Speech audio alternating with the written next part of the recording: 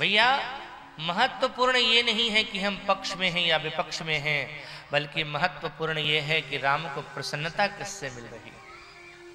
कल मैंने कहा था ना, जय विजय ने क्या कहा था कि आप जो बनाएंगे सो हम बन जाएंगे, चाहे धरा से जमीन पर गिरा लो और चाहे गले से लगा लो। जो बनाओ सो बन जाएंगे, जहां भेजो वहीं जाएंगे। जिस देश में रहें, जिस वेश में रहें, जिस देश में रहें, जिस वेश में रहें, पर तुम्हारे ही कहलाएंगे। जहां भेजो वहीं जाएंगे। सरकार, हमें तो आपकी प्रसन्नता से जरूरत है। भरत भैया बहुत सुंदर भाव कहते हैं कि सो शीश के मोल बिकेंगे तो ले लूं प्रियतम के दुख सारे। उन प्राणन की कैसी चिंता जो प्राणनाथ परवारे। एक जन्म क्या कोटि जन्म नरक हमें मिल जाए, लेकिन मेरे प्राणनाथ का एक रोमन दुख ने पाए। हमारे प्रभु का चेहरा उदास नहीं होना चाहिए। अब जैसे ही भरत भैया ने ये बात कही तो बहुत बालक भरतलाल जी की तरफ हो गए। भक्त और भगवान का दो दल मानो अयोध्या में बाल्यावस्था से ही बन गया। गेंद का खेल प्रारंभ हुआ। अब गेंद को भगवान ने लात मारी और जितनी जोर से भगवान ने लात मारी गेंद को, उससे दुगनी जोर से भरतलाल जी ने गेंद को लात मारी। परिणाम क्या हुआ? गोल। किसी ने भरतलाल जी से पूछा, आप तो कह रहे थे राम जी की खुशी के लिए खेल रहे हैं, लेकिन खेल को देख करके लग रहा है कि अब आप जीतने के लिए खेल रहे हैं। उस समय तो आपने कहा था पक्ष या विपक्ष नहीं, बल्कि राम की प्रसन्नता। अब अगर राम जी खेल में हार जाएंगे तो उन्हें खुशी मिलेगी या दुख मिलेगा? भरतलाल जी ने कहा वो बाद की बात है, अभी मुझे गेंद को शिक्षा देनी। क्या शिक्षा? बोले संत हूं और संत का काम है जगत को शिक्षित करना। ये गेंद कहां से आई? प्रभु के चरणों को छोड़ करके आई। और जो मेरे प्रभु के चरणों का परित्याग करके आते हैं, दुनिया वाले उसे इसी तरह से ठोकर लगाते हैं। इसलिए भैया जी, ठाकुर जी के चरणों का त्याग करना बहुत बड़ी नादानी है, मूर्खता है। अच्छा, अब ये गेंद राम जी के पास फिर से पहुंच गई, गोल हो गई, तो फिर उसके बाद वही खेल शुरू करेंगे ना। अब राम जी उस गेंद को आगे बढ़ाए ही नहीं। किसी ने कहा आप भी आगे बढ़ा करके फिर जोर से मारो ताकि गोल बराबर हो जाए। राम जी ने कहा मैं इस गेंद को लात मार ही नहीं सकता। क्यों नहीं मारेंगे? बोले ये गेंद आई कहां से है? मेरे भरत के चरणों से लग करके आई है, मेरे भक्त के चरणों से लग करके आई है। और जो मेरे भक्त के चरणों से लग जाते हैं, उनका तो परित्याग में कभी भी नहीं करता, किसी स्थिति में नहीं करता। मुझे हार स्वीकार है, लेकिन भक्तों के द्वारा भेजा हुआ कोई भी वस्तु मुझे त्यागना पड़े, ये स्वीकार नहीं। परिणाम क्या हुआ? राम जी हार गए, भरतलाल जी जीत गए। अच्छा, बहुधा ये देखा जाता है कि जो जीतता है वो खुश होता है, हारने वाले का चेहरा लटकता है। लेकिन यहाँ उल्टा हुआ, हारने वाला खुश है और जीतने वाले का चेहरा लटका हुआ। जीतने वाले भरतलाल जी चुपचाप हैं। भरतलाल जी की जीत को देख करके राम जी प्रसन्न हो रहे हैं। मेरा भरत जीत गया, मेरा भैया जीत गया, मेरा भाई जीत गया। श्री तुलसीदास जी से पूछा गया कि आपने खेल में भरतलाल जी को क्यों जिता दिया? बोले अपना स्वार्थ था। क्या? बोले राम जी जीतते तो कुछ नहीं देते, अब भरत जीत गया है, भरत जीत गए हैं तो वो उपहार देंगे, और जब उपहार देंगे तो वो मुझे भी मिल जाएगा। ऐसे राम जी जीतते तो नहीं मिलता कुछ। इसलिए इस खेल में जीत हुई भरतलाल जी की। भरतलाल जी से किसी ने पूछा आप जीत गए? भरतलाल जी ने कहा जीता नहीं हूं। बोले तो जिताया गया हूं। मैं प्रभु कृपा रीति जिय जोई, मैं प्रभु कृपा रीति जिय जोई। हारे हूँ खेल जितावहि मोहि, हारे हूँ खेल जितावहि मोहि। मैं प्रभु कृपा रीति जिय जोई, मैं प्रभु कृपा, मैं प्रभु कृपा, मैं प्रभु कृपा। एक लीला और, ठाकुर जी बालकों के साथ खेल ही रहे थे, तभी भोजन का समय हो गया। महाराज दशरथ ने सेवकों से कहा जाकर के राम जी को बुला करके ले आइए, कह दीजिए राजा जी बुला रहे हैं। तुलसीदास जी महाराज लिखते हैं, भोजन करत बोल जब राजा, नहीं आवत तजिबाल समाजा। भोजन करत बोल जब राजा, नहीं आवत तजिबाल समाजा। कौशल्या जब बोलन जाही, कौशल्या जब बोलन जाई। ठुमुक ठुमुक प्रभु चलहि पराई, ठुमुक ठुमुक प्रभु चलहि पराई। निगम ने ते शिव अंत न पावा, ताहि दरे जननी हठ धावा। निगम ने ते शिव अंत न पावा, ताहि धरे जननी हठ धावा। राम जी खेल रहे थे, सेवकों ने जाकर के कहा राजा साहब बुला रहे हैं। भगवान बोले कह दो नहीं आते।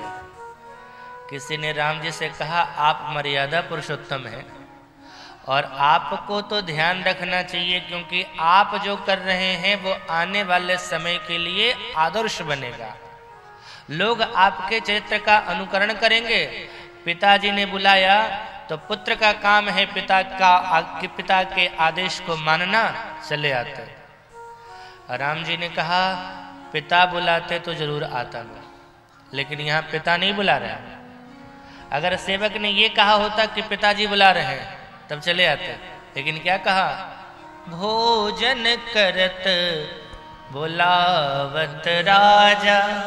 राजा बुला रहे।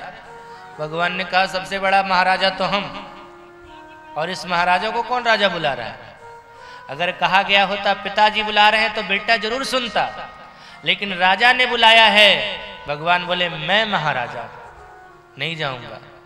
और एक बात और, अगर भगवान को सेवकों ने ये कहा होता कि पूरे बालक समाज के साथ पिताजी बुला रहे हैं तो जरूर चले जाते। भगवान ने कहा खेलने के लिए साथ साथ और खाने के लिए अलग अलग। अरे हमारा धर्म क्या सिखाता है, सहना भवतु सहनो भुनक्तु।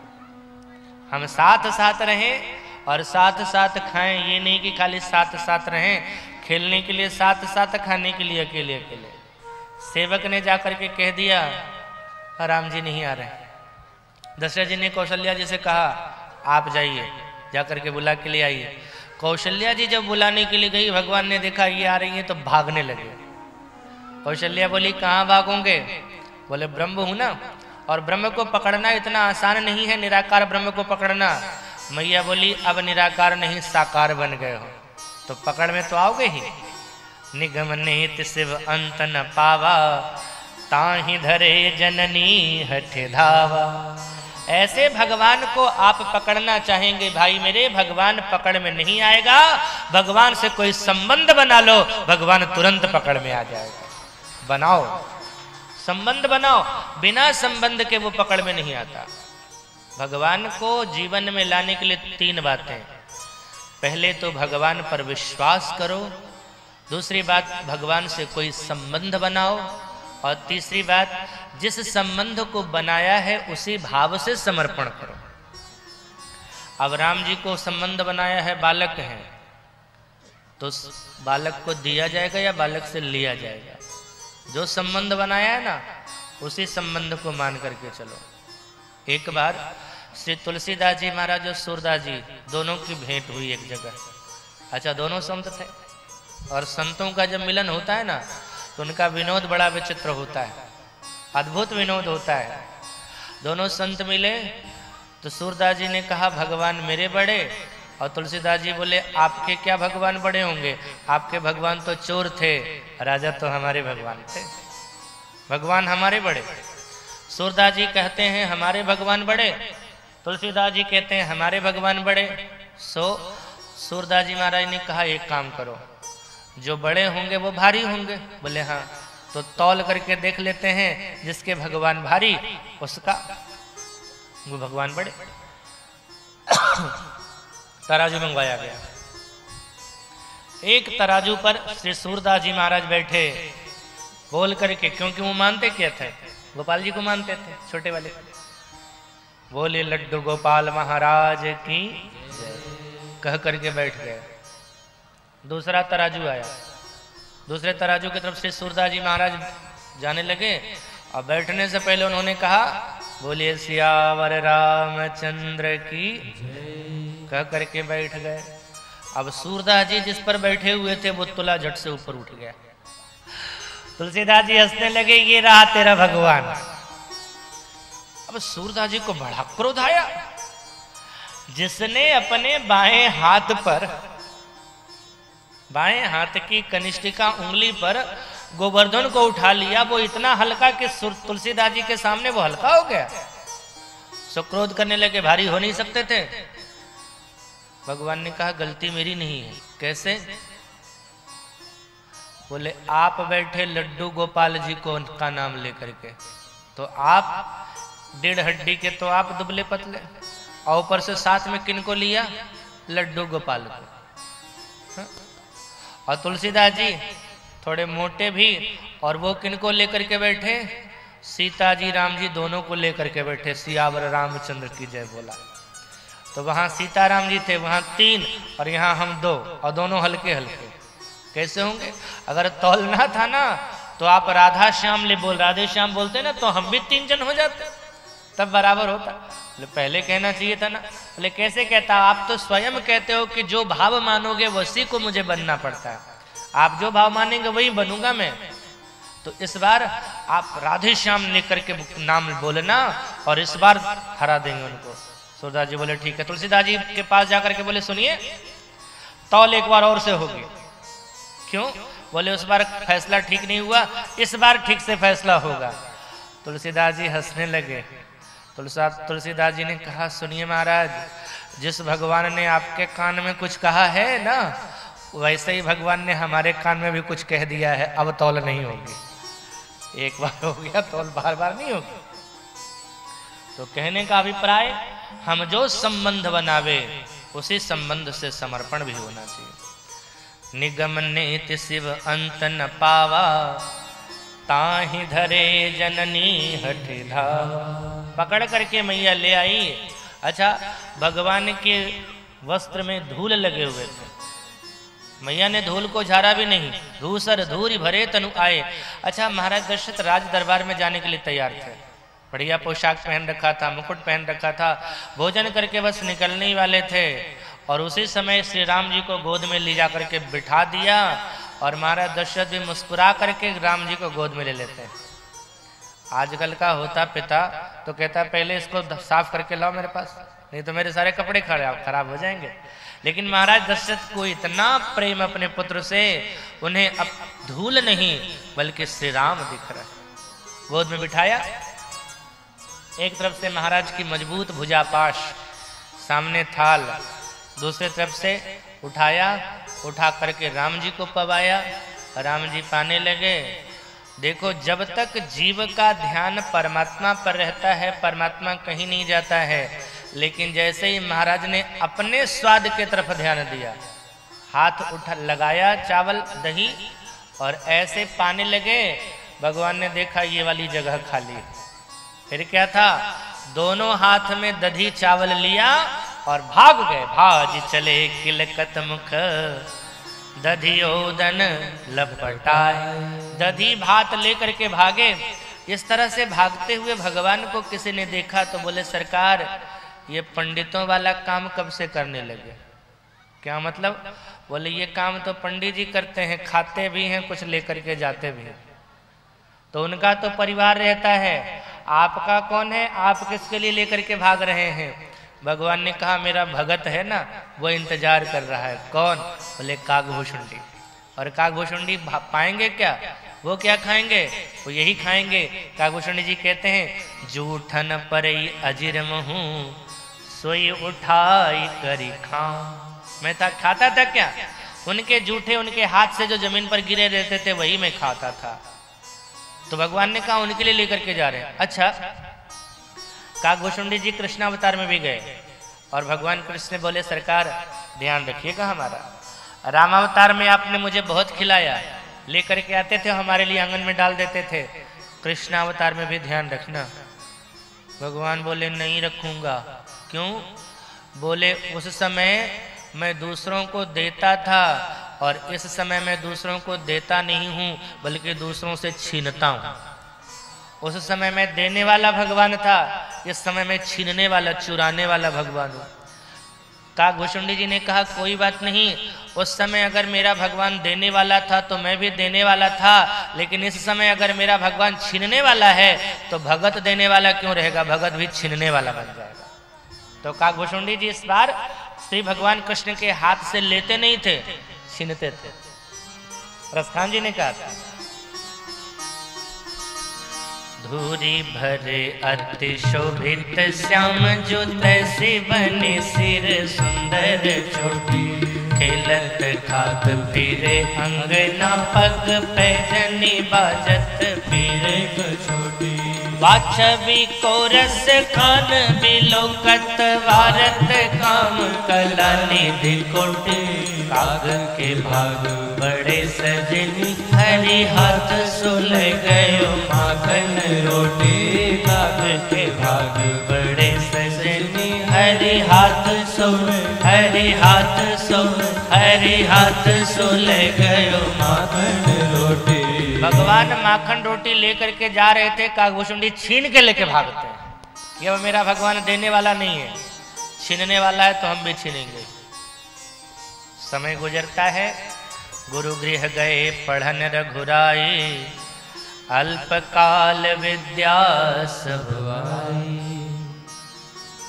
जाकी सहज श्वास श्रुति चारी, सो हरि पढ़ यह कौतुक भारी, जाकी सहज श्वास श्रुति चारी, सो हरि पढ़ यह कौतुक भारी। श्वास लेता है तो श्रुतियां निकलती है, वो भगवान अब विद्या अध्ययन करता है। लेकिन लीला के दृष्टिकोण से थोड़े ही दिन में निपुण हो गए, थोड़े बड़े हुए, और जैसे ही बड़े हुए तो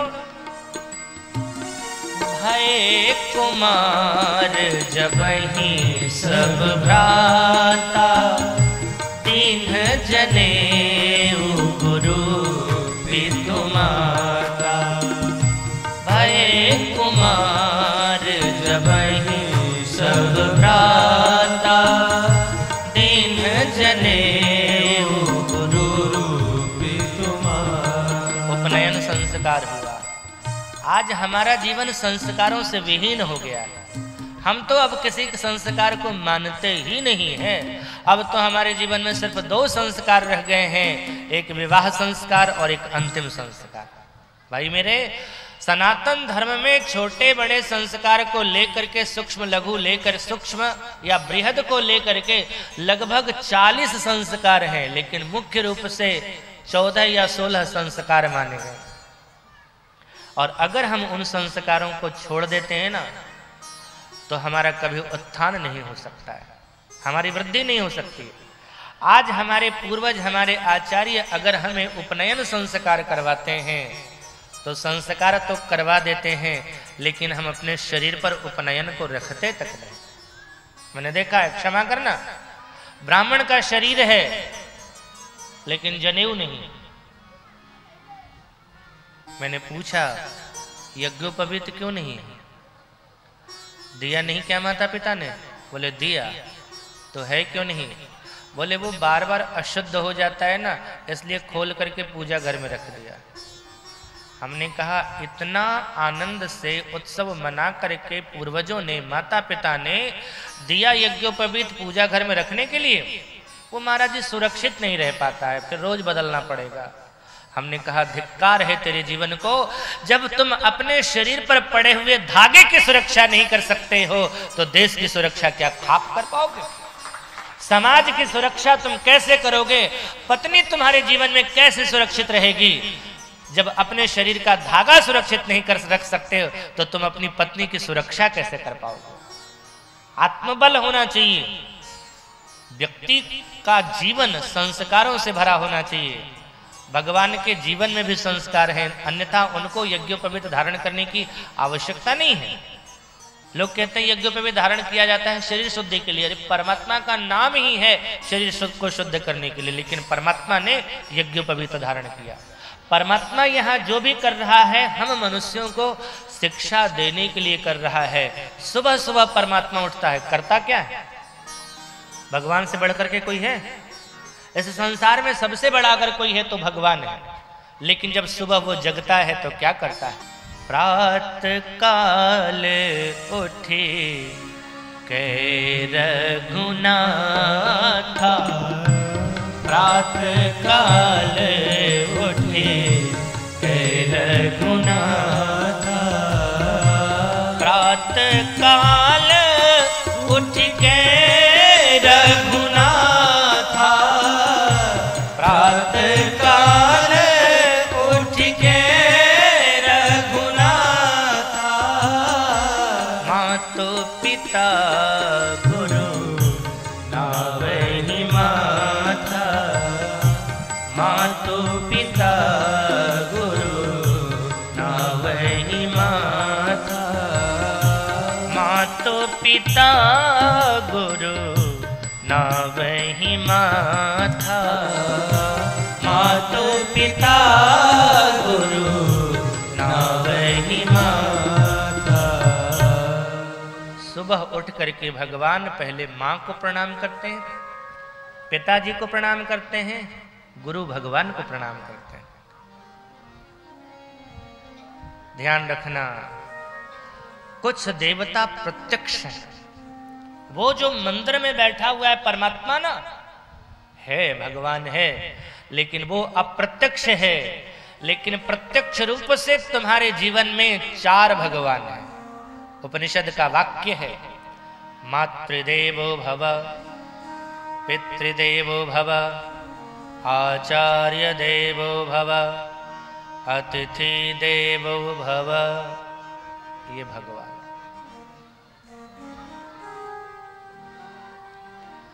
घर का भगवान अगर सुखी नहीं है, तुम्हारे व्यवहार से खुश नहीं है, तो तुम मंदिर वाले भगवान को भी खुश नहीं कर पाओगे। सावन के महीने में लोग बाबा वैद्यनाथ को 1 महीना जल से डुबा करके रखते हैं जी। मैं ये नहीं कहता कि जल मत चढ़ाओ, चढ़ाओ, खूब चढ़ाओ, सावन भर क्या सालों भर चढ़ाते रहो। 150 किलोमीटर की यात्रा करके गंगा जल ला करके चढ़ाते हो, अच्छी बात है, लेकिन एक बाबा घर में प्यासा है, उस बाबा के प्यास पर भी ध्यान देना। वो बाबा रात के 12 बजे अगर उसे प्यास लगती है और अगर वो पानी मांगता है तो मुंह से श्लोक निकलता है, बुढ़ऊ मरता भी नहीं, सोने तक नहीं देता। ये कैसी पूजा है तुम्हारी भगवान? घर का भगवान अगर प्रसन्न नहीं है, मुझे नहीं लगता बाबा धाम का बाबा प्रसन्न होगा। तुम्हारे घर का बाबा प्यासा है तो बाबा धाम के बाबा को खूब जल चढ़ाओ, वो तुम्हारे जल को स्वीकार नहीं करेगा, लेकिन घर के बाबा को संतुष्ट कर दिया, बाबा धाम का बाबा भी संतुष्ट हो जाएगा।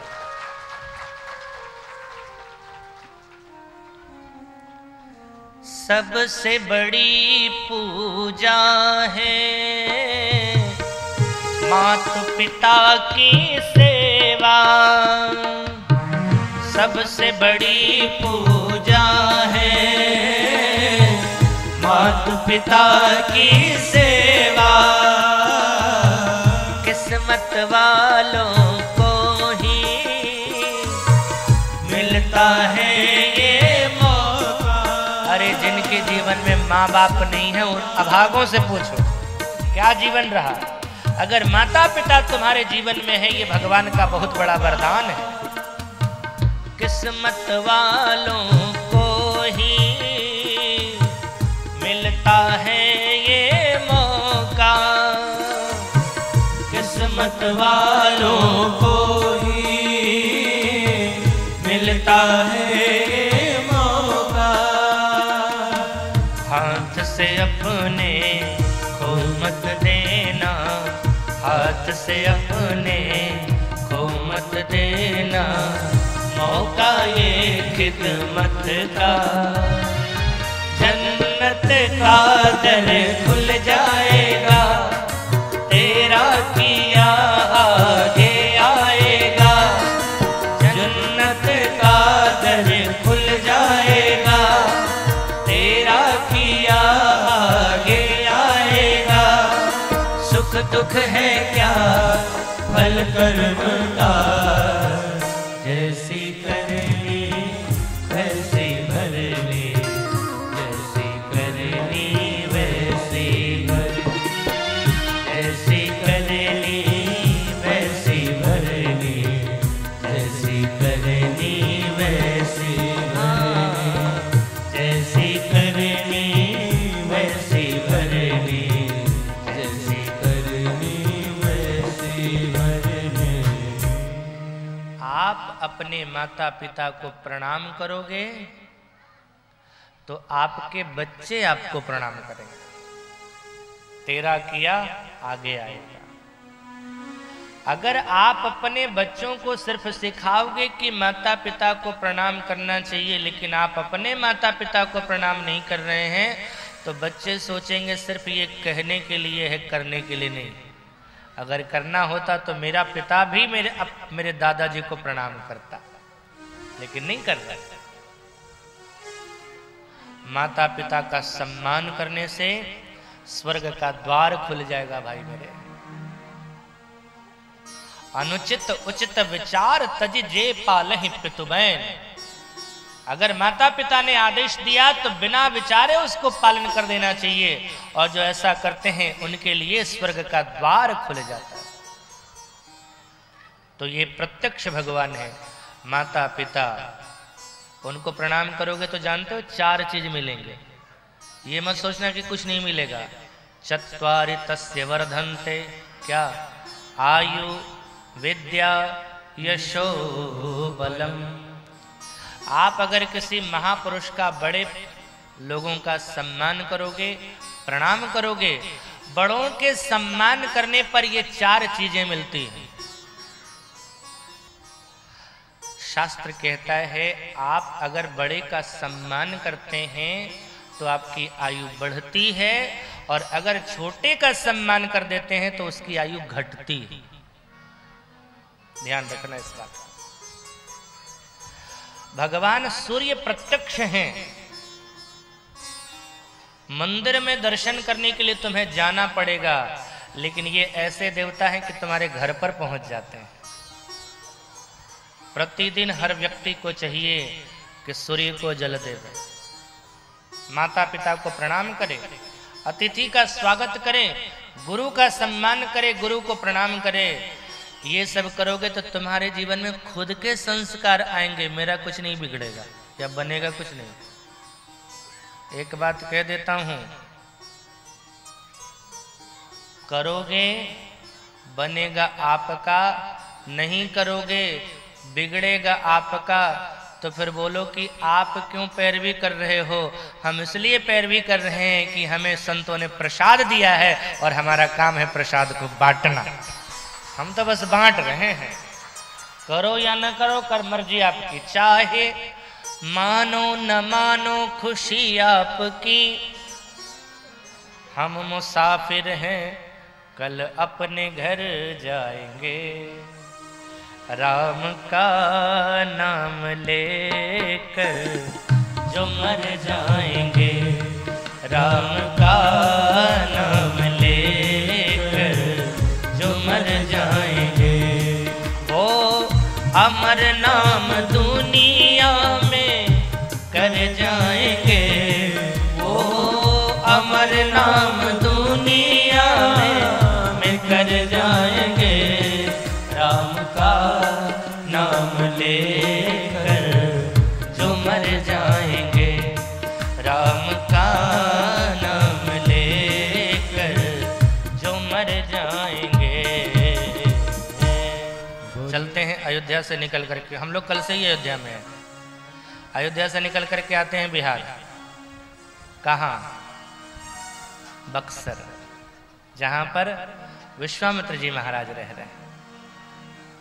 तुलसीदास जी महाराज ने परिचय लिखा, विश्वामित्र महामुनि ज्ञानी, विश्वामित्र महामुनि ज्ञानी, विश्वामित्र महामुनि ज्ञानी, विश्वामित्र महामुनि ज्ञानी, विश्वामित्र महामुनि ज्ञानी, बसहि विपिन शुभ आश्रम जाए, बसहि विपिन शुभ आश्रम जाए, विश्वामित्र महामुनि ज्ञानी, जहाँ जप यज्ञ जोग मुनि करहि, अति मारीच सुबाहु ही डरहि, अति मारीच सुबाहु ही डरहि, विश्वामित्र महामुनि ज्ञानी। परिचय पर ध्यान देना, श्री विश्वामित्र जी इनका नाम है। ये मुनि नहीं है बल्कि महामुनि है। अच्छा, रहते कहाँ हैं? बोले बसहि विपिन, जंगल में रहते हैं। आश्रम है, कौन सा? बोले शुभ आश्रम जानी। अच्छा, जिस समय इस कथा को लिखा गया है, भले ही कलयुग था, लेकिन कथा लिखी जा रही है त्रेता की। और कलयुग में भी आज से लगभग 500 वर्ष पूर्व ये कथा लिखी गई है। तुलसीदास जी महाराज उस समय भी कहते हैं विश्वामित्र जी शुभ आश्रम में रहते हैं। आश्रम शुभ होना चाहिए, भले ही बाहर से उतना शुभ न हो, लेकिन अंदर से शुभ हो। और अंदर जब शुभ होगा तो बाहर तो शुभ शुभ होगा ही होगा। हम बाहर से शुभ बनाने की खूब कोशिश करते हैं, बहुत वैभव रहता है, बहुत ज्यादा ऐश्वर्य रहता है, लेकिन हम शुभ या अशुभ का ध्यान नहीं रखते हैं, जिसके कारण बाद में सोचना पड़ता है। जंगल में ये आश्रम है, शुभ आश्रम है। यज्ञ करते हैं, लेकिन मारीच और सुबाहु इनको आकर के परेशान करता है। और जब परेशान ये हो गए तो सोचा कि कैसे इन राक्षसों से निपटा जाए। वस्तुतः ये मारीच सुबाहु कपट और अभिमान के प्रतीक हैं, और कपट और अभिमान कोई जीव, कोई मनुष्य साधना करके नहीं उसको जीत सकता है। ये तो भगवान की कृपा होगी तभी जीत पाएगा। तो विश्वामित्र जी महाराज ने सोचा कि इनको मारना चाहिए, लेकिन मार देंगे तो ये राक्षस हैं, मरेंगे तो कहाँ जाएंगे? बुरे कर्म करने वाले हैं, और ये बुरा कर्म करने वाला राक्षस मरेगा तो नरक जाएगा, और नरक में हमेशा तो नहीं रहेगा, फिर नरक से बाहर आएगा तो फिर ये राक्षस बनेगा, और राक्षस बनेगा तो इस बार महाराक्षस बनेगा। क्योंकि एक बार व्यक्ति कोई अपराध करता है ना, जेल चला जावे और जेल से जब बाहर निकलता है तो दो ही चीज होता है, या तो वो सुधर जाता है और नहीं तो जैसा रहता है उससे पहले से ज्यादा बिगड़ जाता है।